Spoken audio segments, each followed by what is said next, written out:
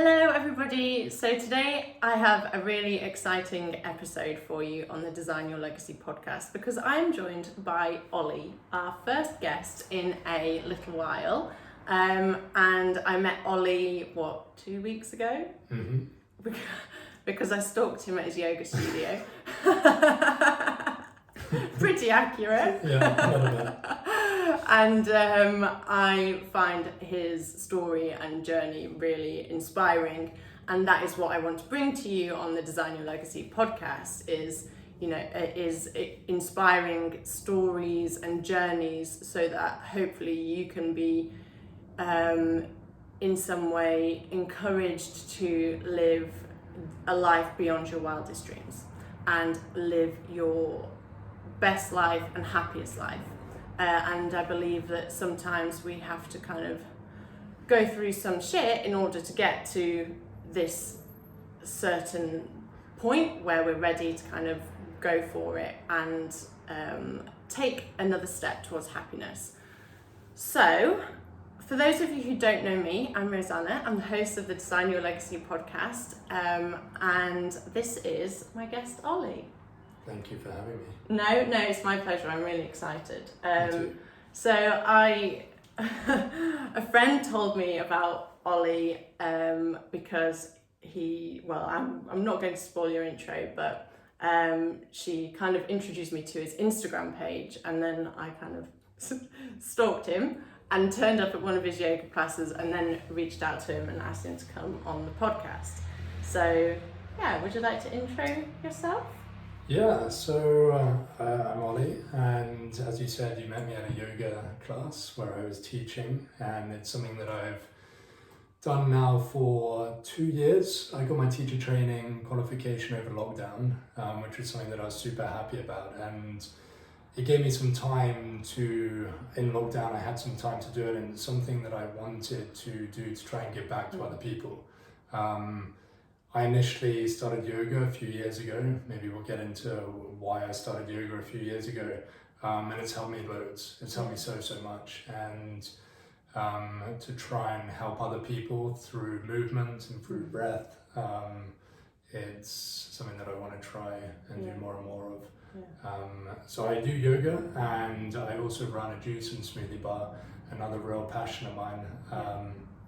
Health and nutrition is right at the top of the list. So yeah, I'm feeling good of what I'm doing at the moment. Yeah, which is awesome. A really exciting place to be, isn't it? Really good. Yeah, it's for the first time in almost all my life, I'm doing two things that I'm super passionate about, and feeling quite fulfilled about it.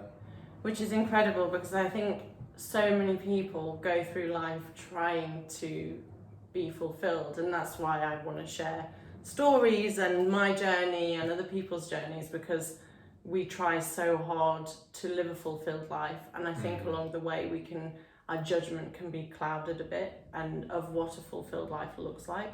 Sure. A lot of people go kind of chase money or chase love or chase something else outside of them, but in actuality, if we just find something that makes us happy, then that can like actual happiness, not pretend happiness that we think the next designer handbag might get us.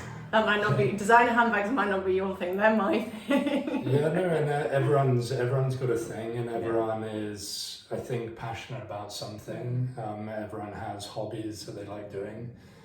Whether you can convert that into a job maybe is another thing. And as you say, we live in quite a messy world, and it's very hard, and it takes a lot of bravery to kind of jump off the sort of society's bandwagon and be chasing those materialistic goals, and to do something that makes you happy. And I feel like as well, if you do kind of jump off the rat race and you try to do something that's more in line with your morals and values and something that you're super passionate about, it will make you happy and it does make you fulfilled, but there is also a kind of like downside to it, that you do maybe miss out on some of the perks that a rat race might give you. So you've got to make sure that you're kind of okay with that, or maybe at times you won't be okay Yeah. with that. But you know, there's pros and cons to whatever sort of way that you live your life. Yeah, I think this is something that's actually been really difficult for me to get my head around, is that life is always going to have its ups and downs. Yeah. I don't want this perfect life, which feels, I got really stressed when I realised I wanted this perfect life and found it to be unattainable. Like, perfection doesn't exist. So, and that kind of really, I struggled to get my head around the fact that I couldn't have it my way all the time. Yeah, it's tough. I think, like as you said, and it's something that I speak about a lot in my yoga class, that whatever we do, you know, wherever we are, whoever we're hanging out with, we're always going to have ups and downs. We can't avoid it. The life is a roller coaster ride. It really is. And I think it's about recognizing that, being aware of that, and knowing whether it's an emotion or whether it's sort of something like a materialistic thing that you can't get, or whatever it is. When you're low, you know you're going to come back out, and you know you're going to find that high. And when you're high, you know that you're going to have a dip at some point and something bad will happen. So I think just being aware of that, and as you were saying about trying to build this perfect life, it's impossible. Yeah. You know. Yeah, and because we can't control everything. We can't control everything. We can't control everything. No. Not much at all. No, and as we try and control, that's when shit kind of hits the fan, like internally, and mentally. Yeah, it's. I love the phrase "life is a roller coaster" because it always I just want to start singing. I'm not going to. It is zone. There's not a single person out there that hasn't experienced, you know, the biggest highs and the biggest lows as well. Yeah. And you know, you always come out of it. Yeah. And you just got to try to ride with the waves. Absolutely, and I think that's why it's really important to have a practice in your life that helps keep you, I guess, level, because it's never about, we can't be attached to happiness, because we know that at some point something we can't control is going to be sent to try us, and the low moments never last. So it's about, I guess, finding a balance, isn't it? Yeah, for sure. Yeah, absolutely. And as you said, like touched on at the beginning of that sentence, it's about having things in your life that you know that you can come back to, that are going to bring you back onto that sort of level path, and like bring you back and like have some stability. Whether things like get super like chaotic and super high and like emotional to bring you back down, or if you get super low to help you just bring you back up. Yeah. Do you know anything that would be really good for that? Yeah, well, hey, there's a lot of things that I do there's a lot of good things, and it's about whether you can incorporate those things into your day if you're not feeling so good. I think that's the hardest bit. We all know things that will make us feel better. But whether you can actually do them, but you know, the things that, you know, always make me feel better, and always sort of give me that spiritual connection, which kind of makes my problems seem a lot smaller. Connecting to nature, getting out into parks, touching trees, you know, really finding that inner child. You're the weirdo that stood hugging the trees, 100%. Actually, I was out with my family. We went down to Cornwall over Easter, and I got a photo of all of us hugging trees. Oh, that's so nice. Yeah. You'd never catch my family doing that. Yeah, well, it took a bit of persuasion. Guys, it'll make a good photo. It doesn't matter. Yeah, exactly. Get it on Insta. But yoga is another thing that keeps me super present. And again, when I come into Shavasana at the end of class, is just this feeling that all my problems have kind of melted away a little, and okay, they come back, But for the sort of next couple hours, I just feel so much more relaxed about everything. And keeping in shape and eating and drinking well is super important to me too. Absolutely. So do you mind kind of sharing how you got into yoga? Yeah, so my healthy way of living and yoga and food and nutrition, it all started coming together 4 years ago. I was diagnosed with stage 4 germ cell cancer, which was a form of testicular cancer. And they found a tumor the size of about a grapefruit in my abdomen, and it was in my testicle, it was in my liver, and it was in my lungs. So pretty severe. Pretty severe. Yeah, pretty severe. At 24, it's not something that you really expect ever to happen. No, you don't really plan it into your life after uni, do you? You're not thinking about death, you're just plodding along, doing your thing, in your early 20s. It's the last thing on your mind. So hey, that was scary. It makes you grow up a lot quicker than you want to grow up, and it makes you face all these scary things that again you feel like you should never really be facing. So I had a prognosis where I had a 50% chance of survival.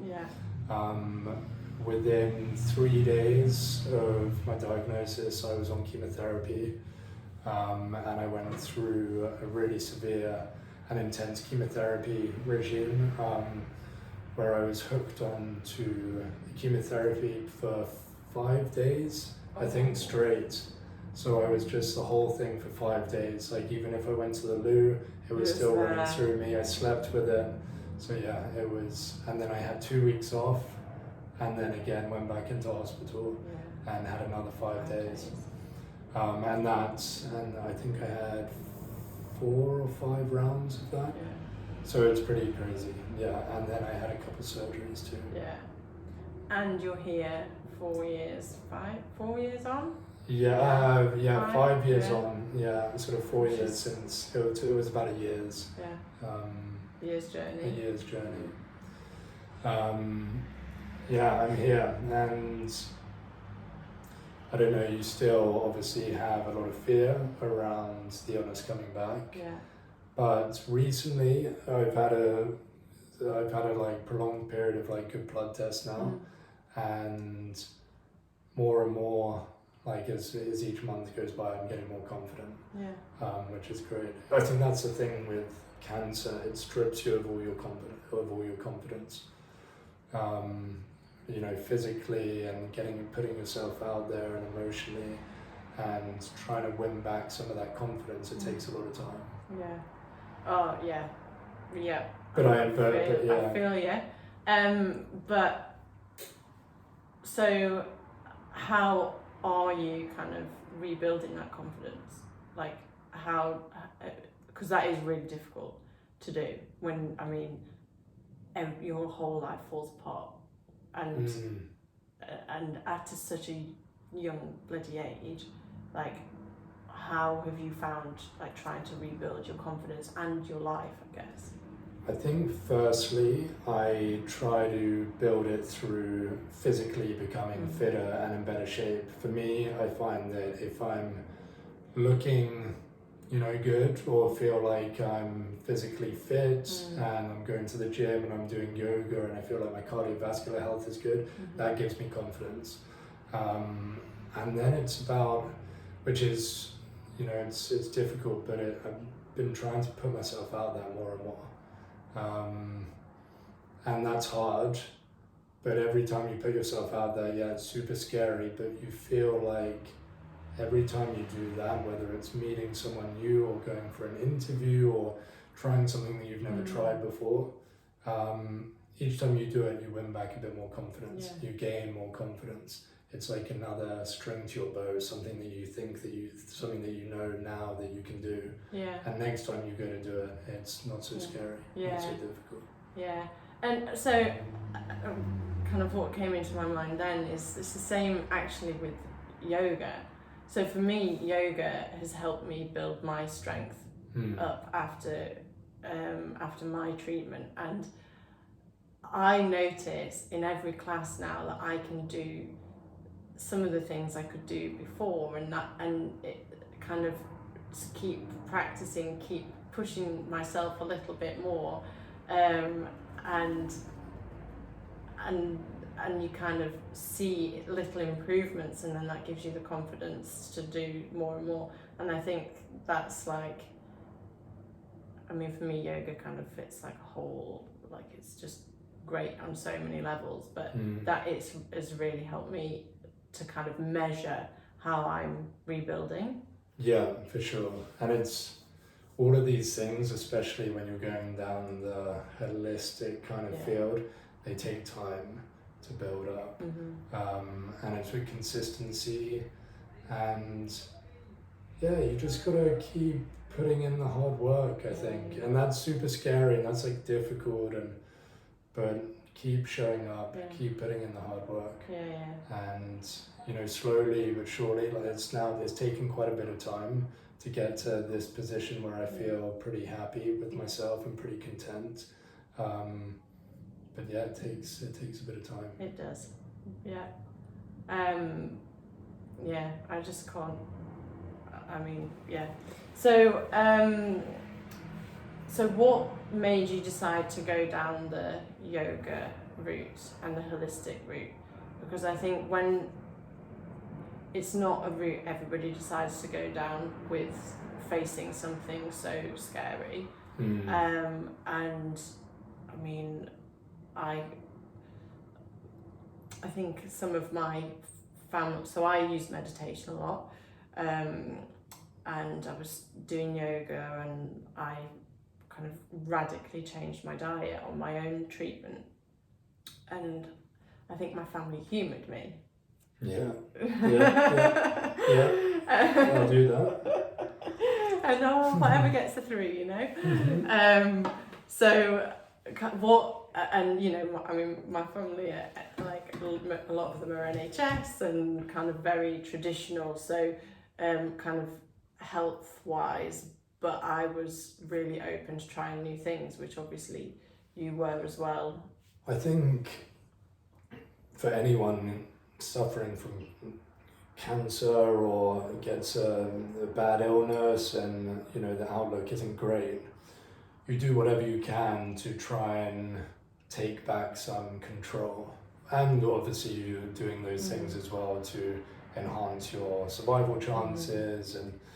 But I think, you know, I initially took to yoga because it was going to help me, or people told me that it would help deal with some of the physical and emotional side effects I was dealing with at the time. And again, I was able to speak with a load of great people, and they all kind of gave me little snippets of knowledge and, oh, you should try this and try that. And I suppose kind of wonderful thing about cancer in some ways is you have a lot of time. You have a lot of time, and especially if you can't go anywhere. Exactly, yeah. So I was able to try a lot of things, and a lot of things I would say maybe didn't quite work or I didn't resonate with, and then a lot of things did resonate with me, and I felt like they really worked, and I felt like I could feel the benefits from them. You know, we've spoken about it before, when you're taking on holistic medicine, holistic therapy, not one single treatment or one single food or whatever is going to cure you or help your disease. It's about incorporating as many things as you can that feel good for you, that aren't stressing the system, because that's the other thing about holistic medicine, and that I found that at times I was trying to incorporate so much, and it actually stresses you out. So I think it's important to be open and try as many things as possible, but then really start to be more in tune and be aware of what things you feel are helping you, and really then cling on to those things and continue to do them. I think not everything fits for everyone, does it? Well, it's like everyone is physically different and emotionally different and genetically different. So in the same way as allopathic medicine doesn't work for everyone, it's the same with holistic. Yeah. You know, I do believe 100% that holistic medicine has its place and it can massively help you or even cure you. But it's about finding sort of that right piece of the puzzle. Yeah. Which I think that's where people kind of get frustrated, or that's where people get either frustrated, or that's where people think that holistic medicine won't work.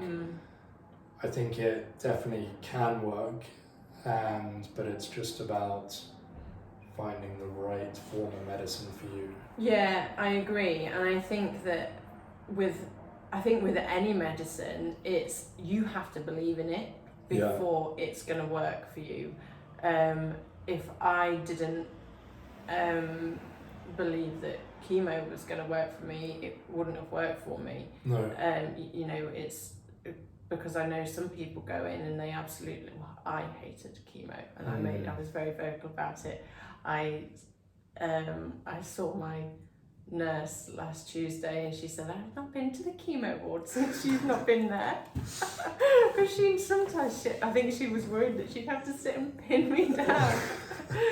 But even though I didn't necessarily like having it, I did on some level believe it was going to help me. Just as I believed that changing my diet was going to help me, and I believed that meditation was going to help me. Oh yeah. And did you find there's a lot of advice given, isn't there, from people when you're going through treatment? I got given a lot of advice, especially on holistic stuff. Sure. People who are maybe a bit spiritual and they've heard of something really wacky, they're like, have you heard of this? Go and try this. Did you get any of that? Yeah, I got loads of that. I mean, I got sent off and did some super wacky stuff. I've done all sorts, from plant medicine to sweat lodges to hyperbaric chambers to cryotherapy, acupuncture. Yeah. Honestly, I've done it. I've done it all. Yeah, I've done it all. A lot. And as I said, you know, a lot of it can be super helpful, but a lot of it can also be unhelpful. Yeah. And I think, you know, you and I are verging more on the holistic side of things, but you've got to remember that the allopathic medicine has its place. And I think if I didn't have chemotherapy, I don't think I would be here. So, you know, it's that like double-pronged attack where you need maybe the chemotherapy if you're in a sort of a really bad place, but all that holistic medicine and holistic therapy is amazing to contribute to like help boost you whilst you're dealing with the chemotherapy, and also you know, have their own place in healing you as well. Yeah, absolutely. And I think I was pleasantly surprised that throughout my journey, the NHS and Maggie's, the charity, offered yoga and offered Reiki. So I did a lot of Reiki throughout mine because I'm a big believer in energy, and so it does work really well with I think it's kind of more promoted for the mental health side of things. But I really do believe that it has, it can have a massive impact on physical healing as well, if that aligns with a person. Yeah, for sure. Doesn't always align. Like, I can guarantee you, if it happened to my mum, there's no way. No. It's, you know, the power of the mind is remarkable. You've got to believe in what you're doing. Yeah. And you've got to believe in what you're doing. I always used to remember, I love taking juices and smoothies. That was my real thing that sort of got me going, and I felt that it was cleaning me, cleansing me and detoxifying me. And I used to drink these juices, and then I just used to sit and almost meditate for a few minutes, close down my eyes and visualize this juice or this smoothie kind of running through my veins, going into all my organs and flushing all the badness out. And yeah, I think it's a powerful thing, the mind, and, Yeah. and really believing that what you're doing is healing you. Yeah. It's super powerful. Yeah, 100%. And my Reiki teacher, not teacher, because she wasn't teaching me, my Reiki healer, I was speaking to her about chemo, and she said one of these Reiki masters got cancer, and he was adamant he didn't want chemotherapy, but after some thinking about it, he thought, well, everything on this planet has been made by God, and so then if I see this chemotherapy as healing fluid and it's going into my body and it's healing me, I don't necessarily have to feel side effects. I don't have to get ill from it. And it can heal me, and it did, and he didn't feel any side effects. And I never did it. I sort of only heard about it after I finished chemotherapy. But one of my friends spoke about that.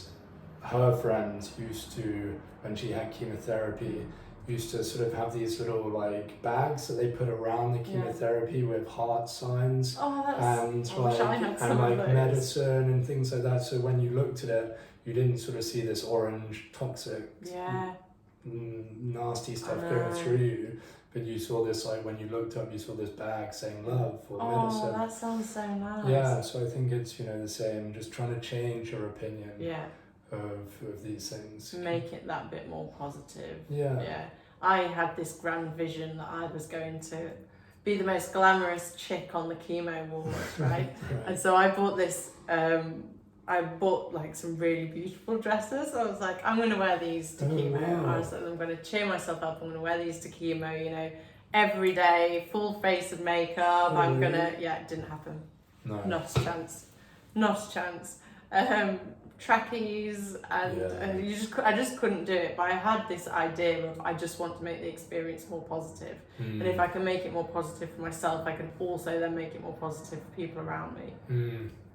Yeah, for sure. And I don't know, it's you can say all these things and give all this advice, and then if someone is in the situation, it's going to be completely individual. And the thing about cancer is that it strips you of everything, it strips of your confidence and energy and all sorts. So you've just got to do the best you can. You just got to show up, and with the holistic stuff, like try not to put too much stress on what you should and shouldn't be doing. Try to do the best you can, incorporate as much as you can, but if you don't do something one day, or if you can't do it that week, it's okay.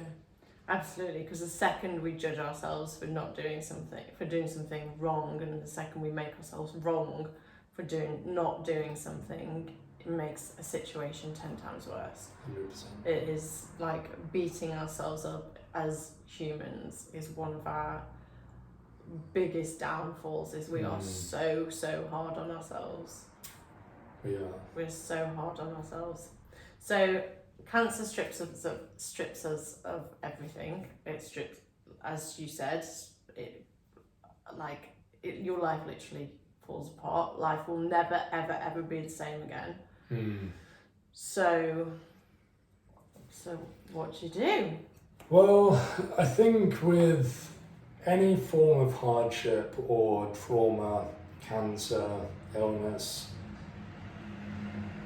there is always a possibility of growing from it, always. And if you can come through the other side, and us as humans, we're incredible at adapting, and we're a lot more resilient than we think we are. If you tell someone that they'll have to survive this situation before they're put in that situation, they may say no way.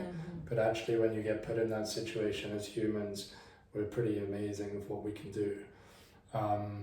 So if you can, again, it's about this sort of mindset of recognizing that, again, whether it's trauma or cancer or what, recognizing that you're in a really shitty situation here, being not in denial, acceptance. But knowing that life is a roller coaster, and if we can dig deep and if we can come through this, which most of us are capable are, then there's a lot of amazing, wonderful things that happen on the other side of hardship and of aversion.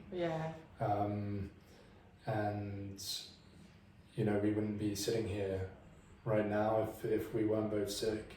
But my life's changed in so many more ways. You just become so much more aware, and I feel like I'm a much more relaxed, stable, more confident now, and kinder person, more grounded person now. So yeah, trauma is bad, hardship is bad, but if you come through the other side, there's a lot of growth and a lot of positivity that can come from it.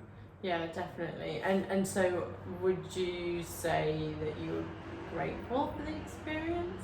Don't want words in your mouth. No. I mean, hey, I would never wish that much chemo to be taken down by... I can't believe 5 by days. by anyone. Spat my tummy out at 2 hours. You know, you would never wish hardship on anyone. You know, it would be amazing if we could all just have nice fluffy lives. But it's amazing seeing people come through the other side. It's you know, I've seen it whether it's with a breakup or an illness. You know, seeing people grow from these things is awesome. Yeah, and it's part of life, isn't it? It's just all part of life. It's part of life. I think cancer's a really, really hard thing to go through, really, really hard. And people, when they meet me, or when I meet them, they kind of say, oh my goodness, what? I mean, one of my doctors was really emotional because he kind of was focused on how young I was. And so he was really upset over that.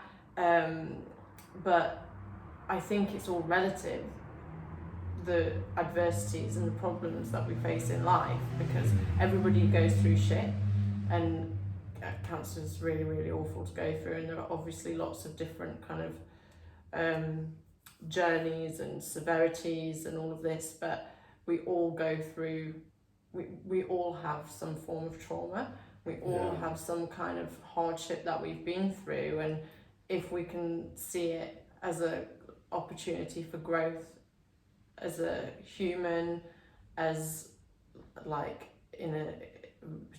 I mean, for me it was growth spiritually as well. If we can see the opportunity in it, and it's so hard when you're in it. There were some days where I just wanted to hide from the world, and I did. But then kind of coming out of it, I wouldn't change my experience. No, I don't think I would either. You know, even sometimes I had this really intense surgery, and I think, you know, if I had just had, I mean, all cancer is awful, but if I had had sort of, you know, something that was able to be, you know, treated after one quick chemo session and that was it, I don't think I would really have changed at all. You know, so every time that I had another knock, or every time, you know, I had another intensive round of chemo, it was all of it was necessary for me to make this really big change and switch. And, you know, I sort of say it's so difficult for people to make changes on their own. You know, the universe needs to kind of throw you something in order to make changes. You know, you try to tell a smoker, hey, by the way, there's a possibility that this will make you super ill, and they also, or everyone thinks, no, it won't happen to me. I know it happens, but it won't happen to me until something happens to you. So you can't make these changes really unless it hits you right in your face. And you've got two options. You either say, you know, do I carry on the way I'm living, and maybe the way I was living contributed to this illness, or do I change things up? So I think the severity of my illness was necessary for me to make this big switch up. And if it was something light and sorted out in a few weeks or a few months, then maybe I wouldn't have changed. Yeah, wow, that's like, absolutely. I think, I think you're spot on with that, because just on my own experience, I've been thrown little bits of shit that have made me kind of think, oh, right, I need to make this change, but I've never actually made the change. Yeah. Unless but if it was something so big that it forced you to make the change, people run away from aversion and people run away from hardship and trauma, and they do everything that they can to distract themselves from it. But there's almost like a part of me, and the way that I've sort of dealt with hard times over the past year, not through illness, other hard times that have happened to me, and with my cancer, I've seen this sort of next gear that I can take myself into. Like, I have so much more drive and focus, and there's a part of me in some weird, wacky way now that almost welcomes hard times, because I can view it as a lesson, or I can view it as, right, this is my opportunity to grow or learn. So I think it's, I think, rather than running away, I think when these hard times come, take it as, right, what can I learn and how can I develop from this? Yeah, awesome. Would you say that you are more fearless now? Do you still have fear? Don't worry, I'm not going to ask you if you're afraid of dying. I have fear, and I've still got to sort of tell myself that, of course I have fear. There's that initial few seconds where all that dread comes in. But again, if you just tell yourself, how scary is this really going to be, then I've found that maybe recently I can push through that fear rather than running away from it and not trying to confront it. I think all of us have loads of fears. But it's almost always as never scary as we make them out to be. No. And if we can just sit with them and try to work through them, then we become so much stronger as an individual. And I'm really welcoming recently trying to improve myself, and a big part of that is like this, what are the things that are holding me back, and how can I try and work through them. Which it's like it's a never-ending journey, isn't it? Hey, it's a never-ending journey. As humans, it goes back to that life. Like, life is a roller coaster. We're gonna make mistakes. Stuff's gonna happen to us. Stuff that we don't want, stuff that we will want, and we just got to keep trying to show up, keep trying to do the best we can, and keep learning from what happens, from our experiences. Roll with the punches. Roll with the punches. So, with yoga, just going to change, we're going to swerve around now. So with yoga, you chose yin yoga to kind of... I chose yin yoga. Specialise in. What was the reason behind that? I think as a society we need to slow down a little more. Could you have told me that 2 years ago? We do. We need to slow down more. I think that especially those of us that are living in cities, what society sort of tells us and how we're meant to live our life is draining and stressful, and we're constantly in this fight or flight response.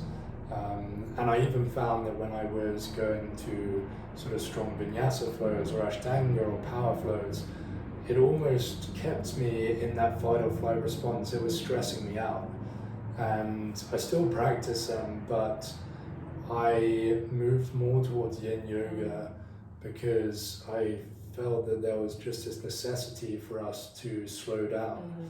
We don't often get opportunities where we really do nothing.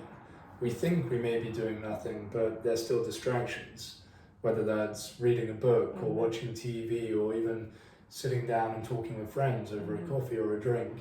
These are still distractions, and a lot of the time they're keeping us in this sort of elevated, stressed response.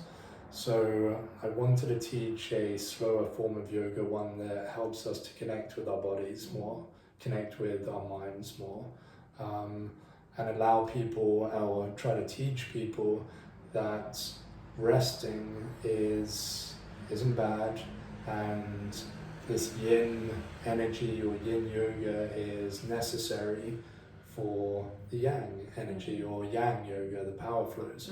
We need the two. They work together.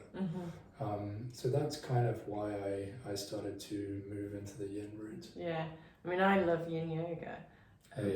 So many people struggle with it though, and so many people struggle with it because they find it difficult to slow down, they find it difficult to sit and be with themselves. Yeah.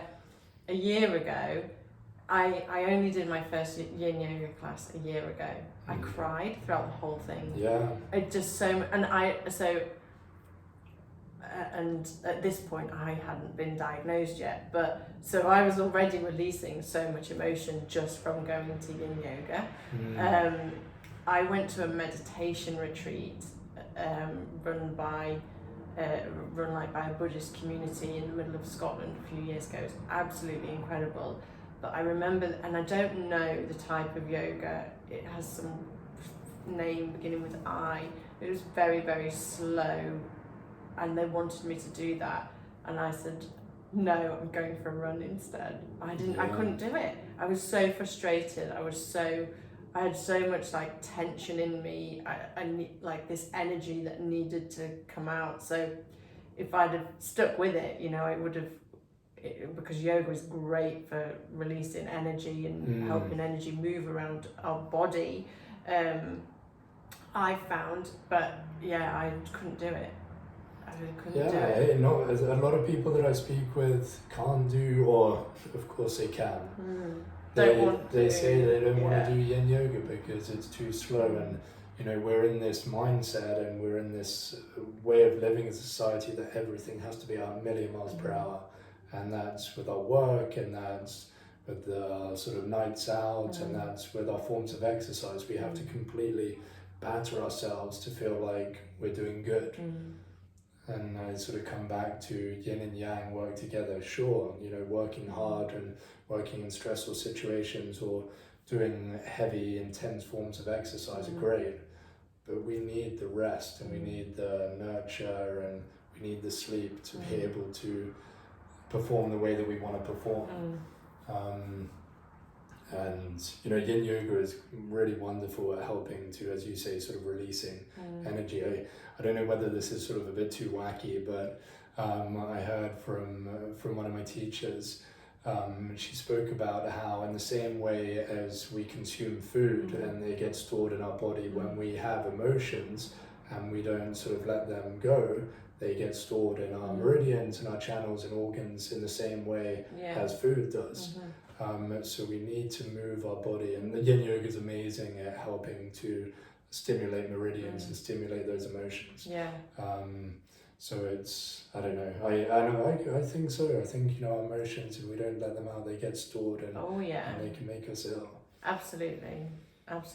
I mean, I kind of factor my cancer being triggered from repressed trauma from years ago, and like anger that I hadn't faced, and anger's it's a big one for sure. And we often run away from the negative emotions. Like I said at the beginning, I have always wanted to create this perfect life for myself, so I've run away from negative emotions, and actually that's then made me really negative.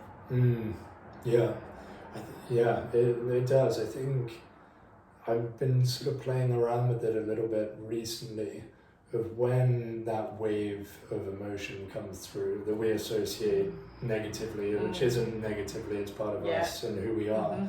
but whether that sort of wave of anger or wave of sadness comes through us, what happens if you just, and you can't do it every time because you may be busy, but if you've got some time, what happens if you just sit with it and you just see it for what it is, and you notice what's going on in your body, you notice sort of what you're feeling, and it will disperse. Yeah. And again, it's sort of running away from our fears. You know, we don't like sitting with those emotions that don't make us feel good, but why not just sit with it and see what happens? And I promise you, within sort of 5 minutes, you'll get almost bored of feeling that way, and you'll want to move on. Yeah, and I think if you, I think there is some science around this, that it's like it takes 90 seconds for an emotion, if we actually can sit and be with it, to completely pass through our body. But most of the time we don't want to sit with it. No. So because it's too painful. Yeah. Oh man. Good fun this human life. Yeah. We're lucky this guy just nearly said it's such a roller coaster. We're lucky this podcast doesn't have a theme tune, because you're lucky I'm not going to make you do karaoke. Probably best not. It's not my strongest attribute. Oh, amazing. Okay, so I'm gonna kind of start to wind it up here. Okay. But I have a really important question for you, and then some not so important questions. Which ones do you want to start with? Why don't we go important? Okay. And then we'll go. We'll finish off. Yeah. Okay.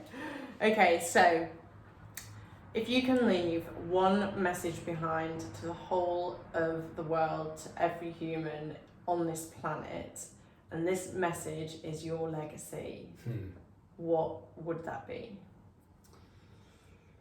Ooh. I feel like it could. I feel like this is something that could change from sort of year to year, or even week to week.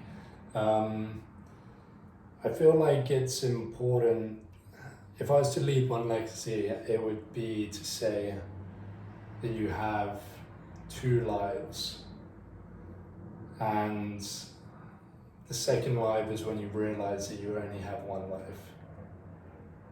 And when are you going to make that realization? Yeah.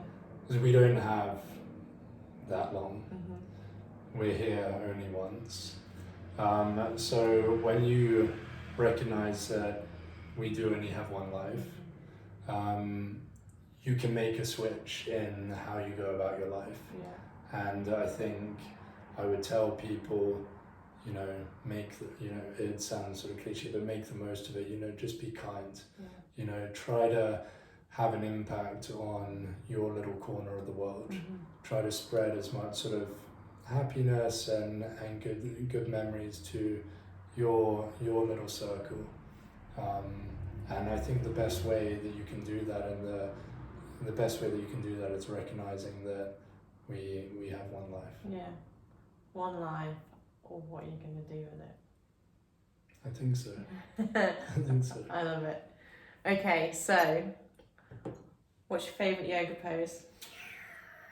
Are we going yin or are we going... Any in the whole world. Okay, let's go... Oh, I love a bit of pigeon, Oh, yeah. Yeah, let's go a bit of pigeon. I can really get pretty deep into that. This isn't the Sunday roast. We're not having roast pigeon. Yeah. Let's do that. Right. Okay. What's your least favourite? We'll balance it out. Yin and yang. What's your least favourite yoga pose? Oh, my least favourite yoga pose. Probably warrior. Probably my least. Let's go. You're like, if I have to choose one, because I love them all. Yeah, I love them all. Maybe half moon. Oh yeah, that one's horrible. Yeah, half moon. I struggle. Glute gets so sore. Yeah, let's do that. Okay, all right, awesome. City, beach, country, mountains.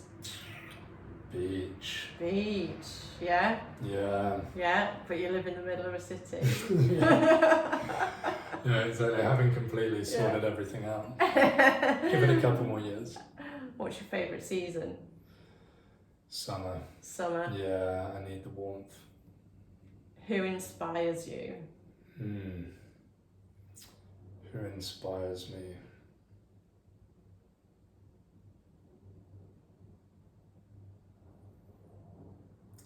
There was a woman who I read a lot of her books when I was ill, and she was the first author of self-help books that I read that really inspired me, and always has a sort of special place in my heart, and that's Louise Hay.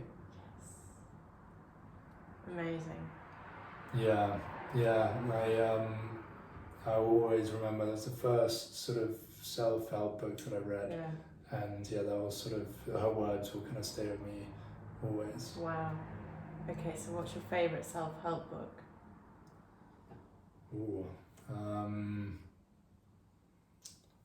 maybe,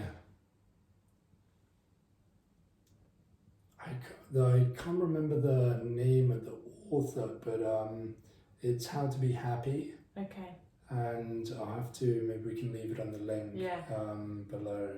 But yeah, it's a really amazing book. Yeah, okay, awesome. And then where can people find you? So you can find me on my Instagram, I suppose. I know the link, I'll put it in the description. Yeah, you know the link, you stalker.